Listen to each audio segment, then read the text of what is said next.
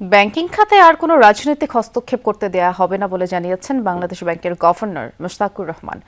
অর্থনৈতিক উন্নয়ন এবং কর্মসংস্থান বৃদ্ধিতে কৃষি, এসএমই খাতে ঋণ বাড়ানোর জন্য নজর দেওয়া হচ্ছে।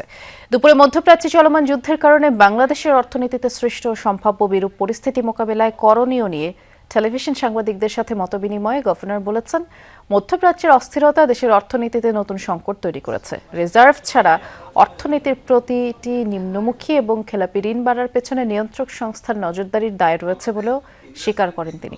তবে প্রতিটি অনিয়ম বাংলাদেশ ব্যাংক তদন্ত করবে। লুটপাটকারীদের দায় আমানতকারীদের উপর দেয়া হবে না।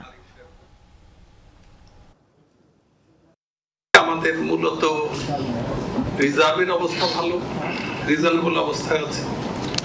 আমাদের ইনফ্লেশন কিছুটা কন্ট্রোলে থাকলেও এটা খুব একটা কন্ট্রোলে আনতে পারি নাই, তারপরে যথেষ্ট কন্ট্রোলে আছে এই সিচুয়েশনে। কিন্তু আমাদের এমপ্লয়মেন্ট ডিগ্রোথ হচ্ছে, আমাদের ইনভেস্টমেন্ট ডিগ্রোথ হচ্ছে, আমাদের রেভিনিউ কালেকশন ডিগ্রোথ হচ্ছে।